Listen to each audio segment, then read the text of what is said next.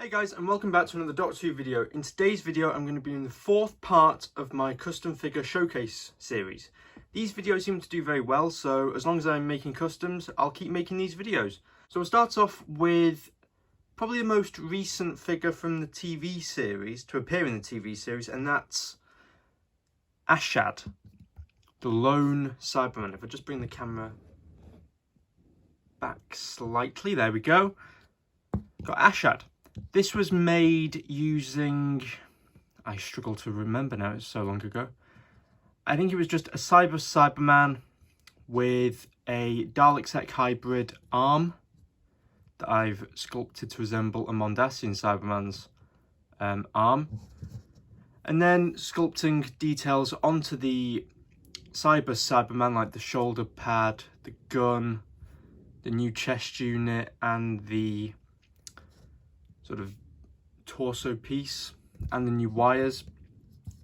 Looks a bit of a mess from the back, but you never see it from the back, so we'll ignore that. We have the head, which was a primeval head. Just bring it closer. With a Cybus helmet that was from the Pandorica Cyberman. Just cut to fit. I'm pretty happy with the result, actually. It's not my favourite custom that I've made, because I think that there is certainly room for improvement, but for now it does the job on the shelf, so we'll just stick that one over there. What should we look at next? Next we'll have a look at Omega from Arc of Infinity. This is Omega as he appears in part 4 of Arc of Infinity, when he looks like the 5th Doctor. Other customizers have done this figure, so you pretty much know what to expect. It is a Auton body. I used a classic Auton because I had one lying around. You can use a Captain Jack body, or even a Brigadier body from the year before last's B&M sets. I chose to use an Auton body, but it's entirely up to you. With a 5th Doctor head stuck on, and the scarf just sculpted there. I also sculpted the green sort of antimatter onto the face and onto the hands. A very simple custom, but it fills that gap of that monster from that story. I'm very happy with this one, actually, and I gave the boiler suit a blue repaint. Oh, and a dirty wash on the face and the hands. I'm very happy with that one, actually. It's actually one of my favourites because it's quite simple but effective. Sticking with the classic series, we'll have a look at a custom from a bit later in the classic run, which is the Brigadier from Battlefield. This figure came about because of the recent B&M sets. I bought 2 unit sets, always with the intention of making this figure from Battlefield. So what I did is I started off by removing the torso piece, because it's just a rubber PVC piece. Cut that off and packed the stomach with blue tack. That was to give the slightly bigger stomach that Nicholas Courtney had in that story. I then re-glued the torso piece over it. That was so that I didn't have to sculpt over this and risk it not matching, or the paint not matching. It just seemed like the easier option for me. Then we moved to the head. The head was pretty simple. All I had to do was remove the beret, which was pretty easy. Just heat it up in boiling water and it came off. And then sculpted the cap, which I used the Demon's Brigadier as a sort of reference. And I think it turned out pretty well. And then I repainted the moustache and the hair sort of a whitish grey. But I'm very happy with this one. It's, again, a very simple but quite an effective custom. Moving on, we'll stick with the classic series, as most of the rest of these have a theme to them. But this is the last classic series figure. We have the Mutant Scoop Dalek from Power of the Daleks. A very simple custom. Other people have done this one as well. I had a spare Emperor Guard Dalek, the one with the black dome lying around, and I had a pot of silver paint, so I put 2 and 2 together, repainted the dome, And then for the mutant scoop on the arm, I had a spare reconnaissance mutant from the Recon Dalek that I painted white and then painted green to get that sort of multicoloured green effect.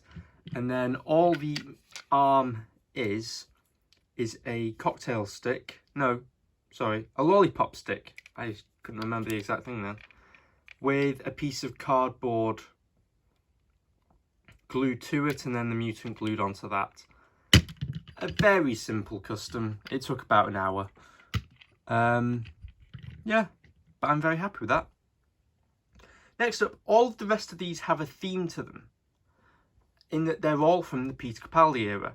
One of my big criticisms with his era on the toy shelf is that it's just so bare.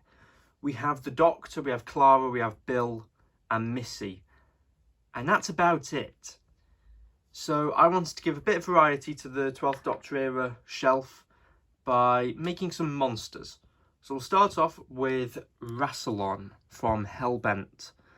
This was one that I've wanted to make for a while, but for one reason or another didn't. The main tricky bit was sculpting the Time Lord collar, which I made from scratch because I didn't fancy buying another Time Lord figure, which is about £30 on eBay. So I sculpted the Time Lord collar from scratch, just remove the staff. So that meant painting on all of these Gallifreyan symbols and the seals of Rassilon. Not the most stress-free afternoon of my life, but we got there. The head is a Dr. Constantine head, just with the hair repainted a bit whiter. That's just because it sort of looks like Donald Stumter. And then the body, I removed the tunic that was on the Timothy Dalton Rassilon figure, sculpted over it and repainted it, and then this is just a piece of card here. So it's a pretty simple custom, and then the staff is just as it was, but with a little sort of diamond on the top, as it looks like in the story. And I also switched out the hand. Next up we have one of the main characters from the Capaldi era, and that's Ashilda. This was made purely because I was on Amazon and saw the what's she called? Arya Stark figure from Game of Thrones was about a tenner, and it's obviously Maisie Williams' character in Game of Thrones. So I bought it and thought, oh, I can just repaint it. So that's what I did. And I sculpted the hair, but that doesn't really require much. Yeah, there's not much more I can say about this. Very simple custom, and it does the job. If I was to go back, I'd probably tweak a few things, like sculpting the lower portion of the sleeves. But hey ho, it does the job. Next up, we have the Half-Face Man. This is actually my most recent custom, and it was done because I realised, actually this time last week as I record this, that it has been 6 years since Deep Breath aired.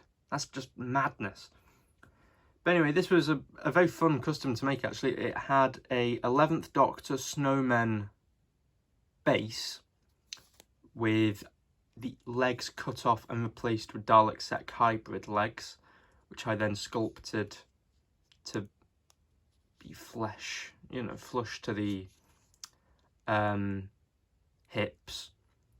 And then I sculpted the cravat and the flamethrower. And then it was just a case of repainting it. And I also added a hand there. The head was a John Sim master head, just because I had one lying around. If I find a better match, I might switch it out, but it'll do for now. And I painted in the sort of robotic side of his face. And the hat was from that same 11th Doctor Snowman figure. One that I'm very happy with, has to be said.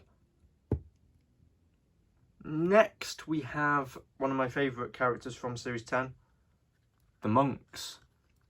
This was, again, a custom that a lot of people have done. It's Pyroval Priestess, made a bit taller. I cut off the waist and packed it about an inch so that it stands up at the same height as male characters.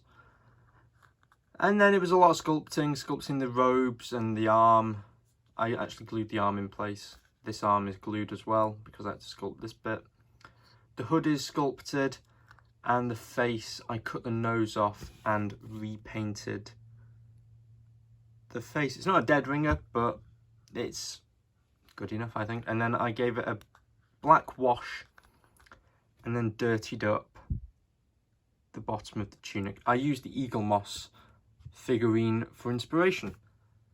The final figure I have for this video, I haven't made as many customs recently, but the final one that I've made here is one I'm very proud of, and it's the Patience from World Enough and Time. This was made using a Matt Smith figure, an 11th Doctor figure I should say, as you can tell from the arms and the shoes, with just a lot of sculpting all the way down. Yeah, this is all just sculpted. And this is actually card here, as you might be able to tell. And then painted. It works out pretty well, I think. The head was just all sculpted from scratch. And it was a real tricky thing, making it look like a sort of mask almost. But I was very happy with how that came out. And then obviously the big challenge with this figure is making the drip machine. This was made using just bits that I had lying around. I had some stands from Batman the Animated Series figures, so I cut a couple of them up to act as this bit and this piece, and that's what that acted as. The base was from a chair that came with an X-Files figure. I think it might have came with the Scully figure. So I just glued that to the display base from the Batman figure and repainted it yellow. The keyboard is just a piece of card that I sculpted, you know, just glued on and then painted. And then this is a piece of packaging, again sculpted and a bit of string, you know, glued and then painted to sit as it does. And I'm very happy with how that's turned out. Finally, I've sort of changed what I would normally make, and I've made a couple of what you could call accessories for figures. Starting off, we have the hand mines. I made these just because I had a pair of hands lying around from a DC figure, and so I made this little diorama. Very simple to do, and then painted the eyes into the hands. Very simple to do. It looks good on the shelf, and it's another 12th Doctor era monster for the shelf.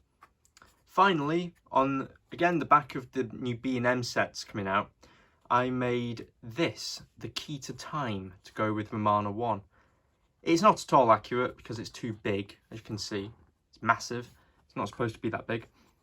But it was tricky for me to get it any smaller.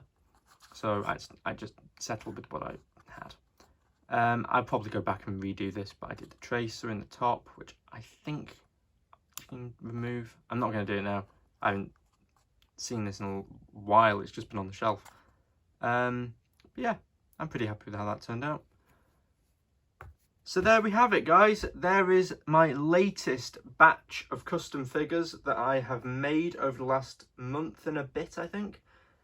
I haven't made as many, but what with lockdown restrictions easing, I've been gradually getting more work done, getting ready to go back to university, so unfortunately custom figures have sort of fallen by the wayside slightly. But again, I think I've been able to make a pretty different assortment of custom figures here. So if I've inspired you to make any of your own custom figures, let me know, send me pictures, let me know how they turn out and what you've been inspired by. So thanks very much for watching, guys, and I'll see you again soon for another Doctor Who related video. Bye!